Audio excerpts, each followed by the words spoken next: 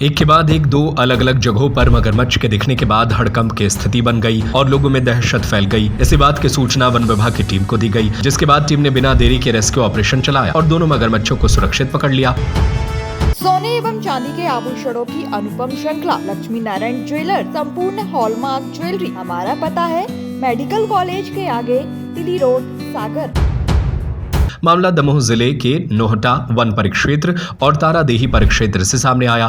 जांच में यह बात निकलकर सामने आई कि एक मगरमच्छ घायल हालत में था, जिसका इलाज भी किया गया। वहीं पकड़े गए दोनों मगरमच्छ को भोपाल भेजा गया। रेस्क्यू करने के दौरान मौके पर बड़ी संख्या में लोगों की भीड़ जमा रही।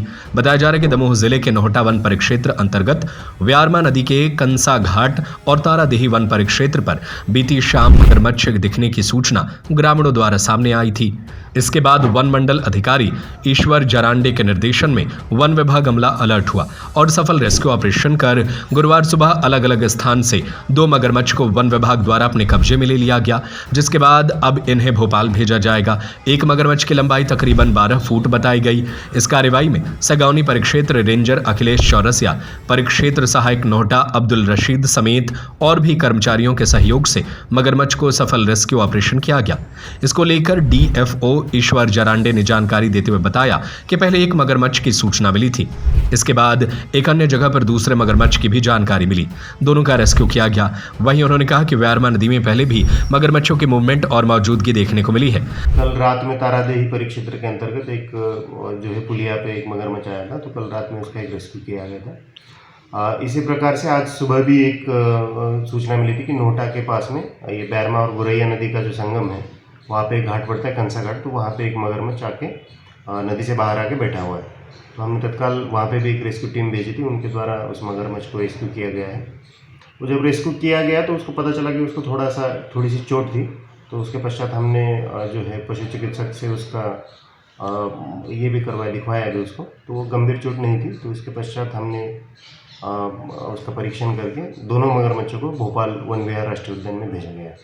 सर, लगातार उस इलाके में मगर दिख रहे हैं और रिहायश के इलाकों की तरफ बढ़ रहे हैं, क्या लगता है कि क्यों ऐसा हो रहा है? जैसा कि आपको पता है कि जो बैरमा नदी है वो मगरमच्छों का रहवास है, तो हालांकि स्वाभाविक है कि उस क्षेत्र में मगरमच्छ पहले भी दिखते थे और आजकल दिख रहे हैं और हम नोटिस भी कर रहे हैं।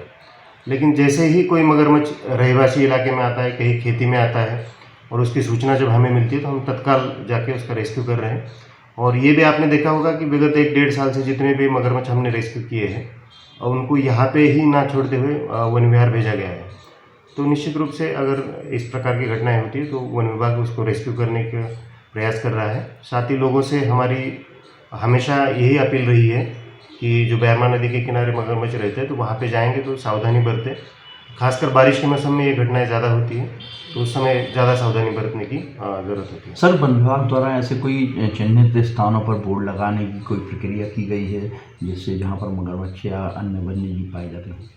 निश्चित रूप से ये पिछले 1-2 साल में 2-4 सालों में जितनी भी घटनाएं हुई हैं, उन घटनाओं को देखते हुए हमने कुछ घाट जो है चिन्हित किए हैं और वहाँ पे सूचना के रूप में हमने बोर्ड भी लगाए गए हैं कि ये क्षेत्र जो है मगरमच्छ का विचरण क्षेत्र है और इस क्षेत्र में जाएंगे तो सावधानीपूर्वक जाएं।